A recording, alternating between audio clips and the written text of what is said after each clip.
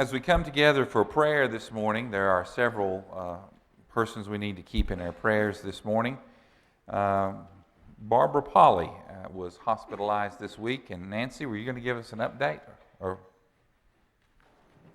I talked to Wes this morning, and Barbara's still in the hospital, and really it's basically, he said, just a matter of trying to get her blood levels evened out and back where they should be, so she can come home. And other than that, that was the basic thing, that they're just having kind of because she's on, Coumadin and stuff, so they were just having a problem trying to get those leveled out and everything. But okay. He said he thought and hoped that, she would come home today. Okay. So let's continue to keep Barbara in our prayers. This week, Dale Williams had to be hospitalized, and she is back home. I guess you could probably say severe anemia, for lack of a better word. She had just needed a more blood count, or whatever the proper term is. We continue to lift up Beth Hagan in our prayers. She has been posting some pictures on various social media sites, and she is looking better, and some of our folk are up there, drove up yesterday, and they talked with her, and they're going to see her again today and come on back home. So continue to keep Beth in our prayers as she recovers. Don Whitaker is continuing to recover. He was hospitalized a couple of weeks back, and he's going to be meeting with the doctor this week to talk about how things are going for him. Also, Roy, we need to keep Billy in our prayers, right? He was hospitalized earlier this week, so keep him in our prayers. Also, the free coffee Fridays. This week we had 38 people we made contact with, and 5 of them left prayer concerns they want us to pray for. A woman that's moving to North Carolina is leaving behind her adult daughter named Tressie, and she says her daughter doesn't know the Lord, and so she wants us to pray for her. There's a woman from Pennington Gap United Methodist Church. We prayed for her mom last week. Her mom had stomach cancer and had most of her stomach removed, and she is at home with her daughter now trying to recover from that while they're trying to figure out what's happening, what will be happening with her. A woman stopped and she said, I'm a grandparent. My husband and I are in our 60s, and we're suddenly having to raise a 12 and 13-year-old girls. So they need their prayers. A woman just simply said, pray for my family. Another person said a man named Ralph, who is her dad, has pancreatic cancer. Wants us to pray for him. So in addition to giving away coffee and orange juice, we're praying for folks. And we ask that you pray for these folks as well. Are there other things we need to lift up in prayer this morning? The Bill Jones family? Okay, keep the Bill. He passed away at the time. So Bill Jones passed away, so we're keeping the family in our prayers. Okay? Okay. I would ask that you remember my daughter-in-law, Stephanie. She's having surgery Thursday. Okay. And I have mentioned our friend, Gilbert Gilly, several times, but they've sent Gilbert home. There's not anything else they can do, so please remember them. Okay. His wife, Betty, she doesn't drive, and she's really concerned about how she's going to be able to take care of him in the rest of his time. So just remember them. So Gilbert Gilly and her daughter-in-law, Stephanie. What else? Christy or Ann? To elaborate a little bit more, just want to thank the church family for your concern and how much we appreciate your calls, your cards, your visits, and most of all your prayers during Don's hospitalization. As I'm sure you may know, he did have a complete blockage in the small intestines, which did resolve somewhat during the hospital stay. That has not completely resolved, and he will be going to the surgeon this week to see what's next in the plan of care. So please do continue to lift him up in prayer. Okay. Going down to Christy.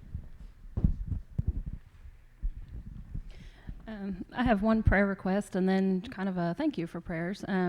Thank you to everybody for prayers and emails and cards on the passing of my grandmother about 3 weeks ago. I was out of town for her services, and then for house and dog sitting, and then last week I didn't have a car. So it's been a while since I've been here, but I wanted to say thank you to everybody.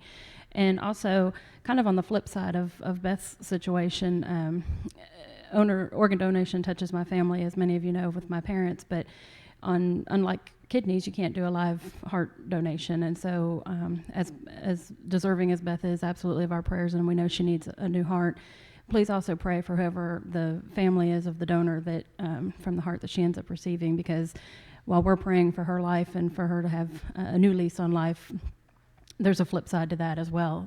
There's a family that'll be going through a lot of sorrow at the same time. So please keep whoever that family ends up being in your prayers. What else?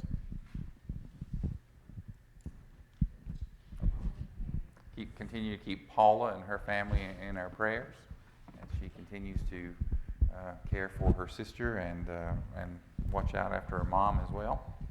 What else?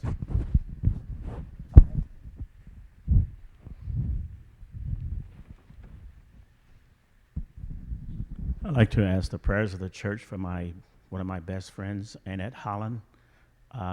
We've been together as friends since college days, and she has pancreatic cancer as well. Okay. Annette Holland? Annette Holland. Okay. Over here, Patty Lynn.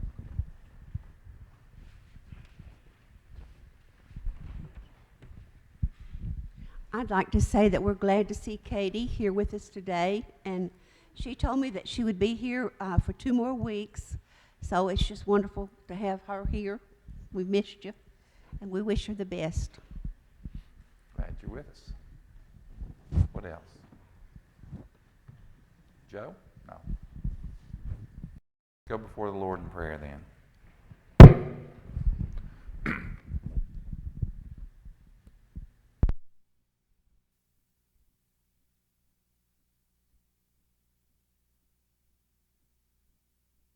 That we have this opportunity to come into your presence. There's lots of different things that are on our thoughts and on our mind right now. We've got lots of friends that we're thinking about. We've got things in our own families that we're thinking about. There's things going on around us in the world that just doesn't bode well for peace at times, it seems. In the midst of our struggle, in the midst of the world's struggle, in the midst of all the things we have to deal with, we just need a calm source that we can turn to. We need to have a sure foundation, a rock that we know is not going to be moved no matter how big the waves are that seem to crash up against it. And we need to learn to stand firmly on that rock, Lord. You need to help us to do that. Sometimes we don't have the strength to make it through prayer without falling asleep. Or we don't have the strength to get 2 or 3 thoughts out before our mind wanders onto something else. And sometimes it's just hard for us to come into your presence. It just doesn't seem natural to us. Help us, Lord, to make it natural. Help us, Lord, to feel comfortable in your presence, comfortable enough to just share all the things that we need to share, and confident enough to know that when you hear, you begin to move, you begin to act, you begin to change. Now, you may not always answer us the way we want the prayer to be answered, but you don't ignore us. And for that, we are so thankful. We lift up to your throne of grace all of these people, all of these requests, all of these relationships that are represented by these prayers, all of the hopes and dreams and aspirations, all of the things that are represented by these words we have shared this morning. Move in our lives. Touch us and fill us with your Spirit. And bless us and give us peace and heal us and guide us as we seek to be your people. These things we ask in the name of Christ, who has taught us to pray. Our Father, who art in heaven, hallowed be thy name. Thy kingdom come, thy will be done, on earth as it is in heaven. Give us this day our daily bread. Give us our trespasses, as we forgive those who trespass against us. And lead us not into temptation, but deliver us from evil. For thine is the kingdom, and the power, and the glory forever. Amen.